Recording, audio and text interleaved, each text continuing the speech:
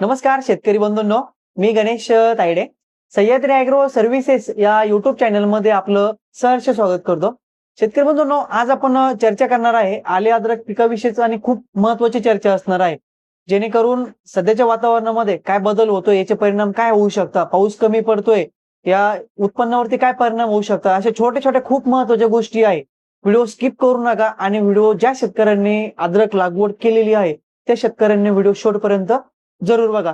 त्याचबरोबर आपल्या चॅनलला जर सबस्क्राईब केलेलं नसेल तर सबस्क्राईब करून घ्या.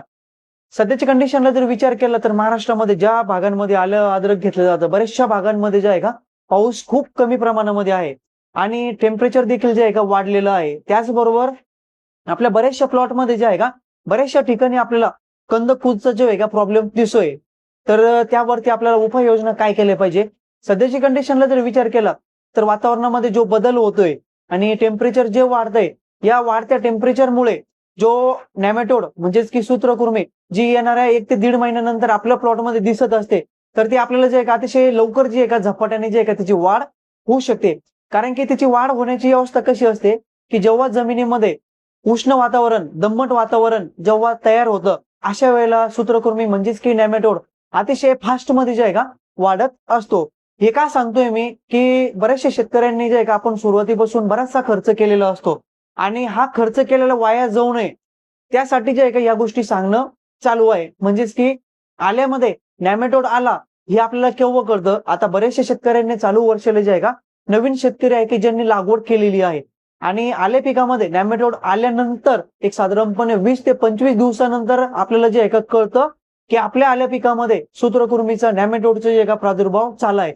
ते कसं कळतं की मुळीवरती जी पांढरी मुळं असते त्यावरती जे आहे का जास्त प्रमाणामध्ये गाठा येतात आणि तेव्हा आपल्याला जे आहे का कळतं आणि त्याच्या वरतून जरी आपल्याला लक्षणं जरी समजून घ्यायची असेल तर आपली जी आहे का जी वाढ असते ती पूर्णपणे जे आहे का थांबून जाते. त्याचबरोबर पानांवरती जे आहे का करपा असो किंवा ठिपकं असो किंवा पिवळापणा असो, हे जे लक्षणे जे आहे का हे आपल्याला दिसून येतात. पण हे केव्हा एक साधारणपणे आपण फवारणी करत असतो, ड्रिपने फर्टिगेशन देत असतो, अशा वेळेला जे आहे का आपल्याला त्याचे रिपोर्ट मिळत नाही आणि पूर्णपणे जे आहे का प्लॉट थांबून जातो. तेव्हा आपल्याला जे आहे का समजतं की आपल्या प्लॉटमध्ये सूत्रकृमी नेमॅटोडचे जे आहे का प्रादुर्भाव झालेला आहे. पण त्या वेळेला जे आहे का आपली वेळ भरपूर काही निघून गेलेली असते. म्हणजेच की एक साधारणपणे पूर्ण लागवड केल्यानंतर एक 20 ते 25 दिवस जे आपलं पूर्ण वाया गेलेले असतात. त्याचबरोबर जे आपण फर्टिगेशन केलेले असतात किंवा फवारणी केलेली असते ती पूर्णपणे जे आहे का आपली वाया गेलेली असते. आणि येणाऱ्या काळामध्ये जे आपलं उत्पन्न जे असतं एक साधारणपणे 15 ते 20% पर्यंत आपल्या उत्पन्नामध्ये जे आहे का फक्त सूत्रकृमी नेमॅटोडमुळे जे आहे का आपल्याला जे आहे का उत्पन्न कमी मिळू शकतं. त्याचबरोबर सध्याच्या कंडिशनला जर विचार केला तर काही भागांमध्ये अद्रकीच्या लागवडीमध्ये जे आहे का आपण लागवड जी केलेली आहे बऱ्याचशा ठिकाणी जे आहे का शेतकऱ्यांना 1 ठिकाणी किंवा 2 ठिकाणी अशा बऱ्याचशा ठिकाणी जे आहे का कंदकुज म्हणजेच की वाढ पूर्णपणे थांबलेली आहे. जो कोंब आहे, स्टंप आहे, तो पिवळा पडलेला आहे. त्यावरती सडनचा इफेक्ट झालेला आहे. जो दांडा आहे त्याचा पूर्णपणे पिवळा झालेला आहे आणि त्याला जे आहे का असं चिकट जसं गम असतो आपला तसं जे आहे का ते स्टिकी होत असतं आणि गमी होत असतं आणि ती जी एक बुरशी असते तिला आपण पिथियम नावाची जे आहे का बुरशी जी आपण जे आहे का त्याला इंग्लिशमध्ये म्हणत असतो.